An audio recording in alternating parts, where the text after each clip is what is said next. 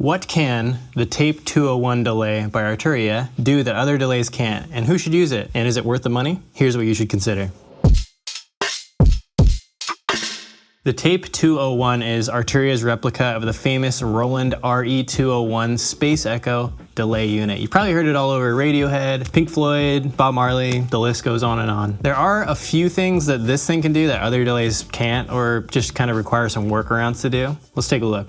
This thing can actually do a lot, but it is a delay plugin after all, so let's talk about the delays first. Sometimes you kind of have an idea of what type of delay you're after, but other times you just don't. And the first thing that I like about this plugin is that you don't always have to know. You can just explore and you usually find something really cool. All right, so I recorded a little guitar loop for us to play with.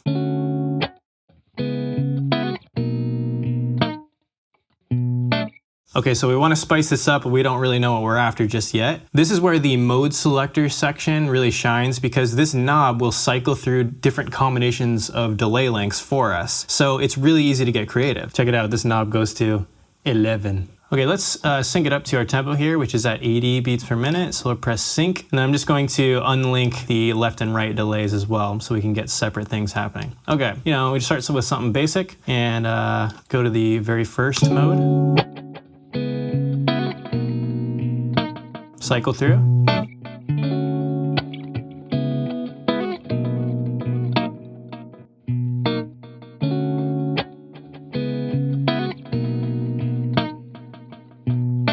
So already, we have some easy ways to create some variation. And once you go past 4, you can see that there's, it goes into this reverb and echo section, which means that the spring reverb that's built into the unit gets activated. If we turn up the reverb volume and we go past 4,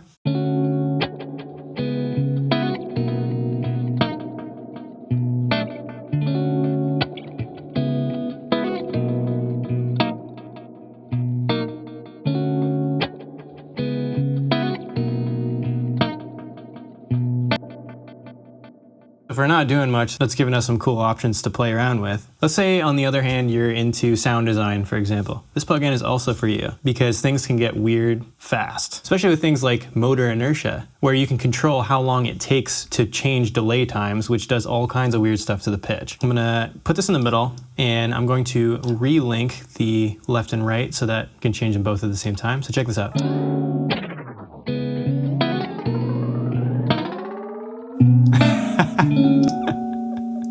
And you can get even weirder with it too, like with this LFO section that's ready to go at the bottom right here. All you do is choose your waveform, just like you would with any other LFO, and the rate that you want. So, if we synced it up to, let's do a quarter note, okay? And then it has a list of destinations that you can put the LFO on. So if we did the repeat rate left plus right, and we make sure the amount is all the way up, check out how this sounds with the motor inertia.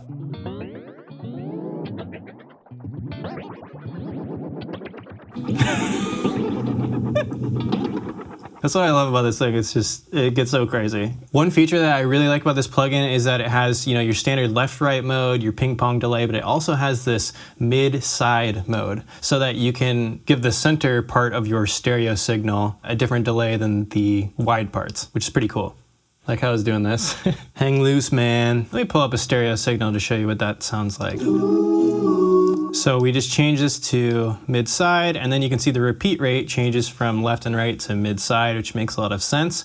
We'll sync it up, and we'll put a quarter note on the center, and then we'll make it really fast on the side, increase the feedback.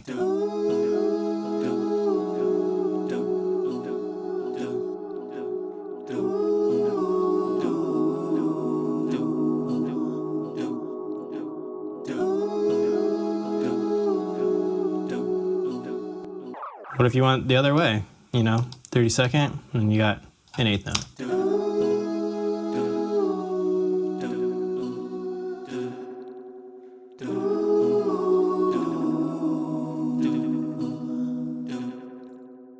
Tons of possibilities. And yes, that is me. Thank you very much. I appreciate it. One thing that I really like about tape delays is that the feedback and the decay of the delays is so natural sounding right from the get-go. And what I mean by that is each delay gets darker and darker and darker and darker. And that sort of echoes the way that we hear things in reality. You like what I did there? There's more where that comes from.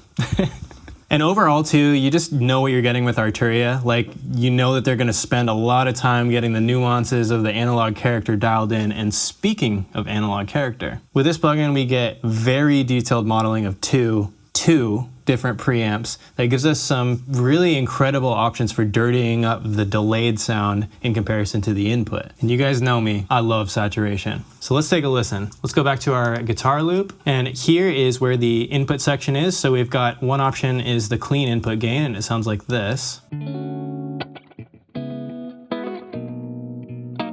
Now the next option over is the original RE201 preamp that dirties up the sound really nicely. Check it out.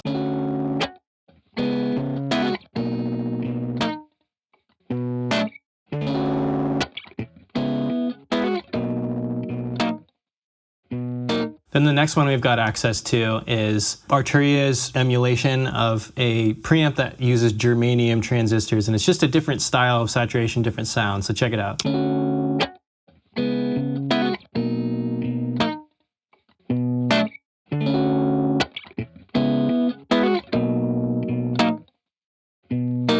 A little smoother, just a different style. And if you haven't noticed, a big bonus is that I'm not even using any of the delays in the unit. I'm literally just keeping it at 100% wet and only using the preamps. So it's like you get access to those preamps without actually having to use the delays, which is pretty cool. Also, the original 201 came with a unique spring reverb tank, and you get access to that as well. So let's take a listen to that.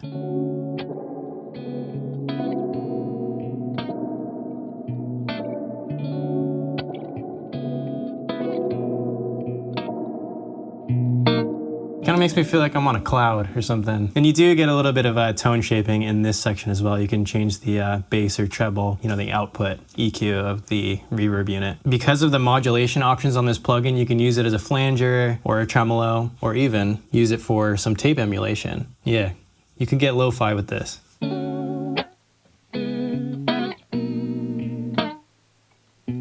Yeah, I just turn up that flutter.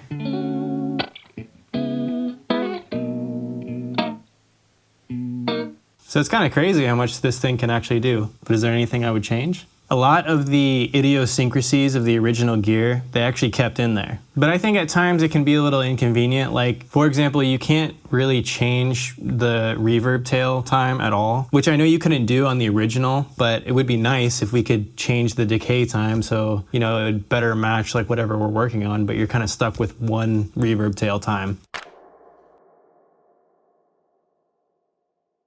Also, I wish you could type in the exact values that you wanted to input. Like, for example, the intensity, which is the same thing as feedback. If I wanted 50% feedback exactly, I have to like drag it over and try to get it exactly. And I can't like double click because that will just reset it to, you know, where it is by default. Then I thought you could go over to the caret to the left of the wrench here and open up all of your controls where you normally automate through Ableton, and then, you know, adjust the intensity and find where the knob is, and then, you know, type in 0.5.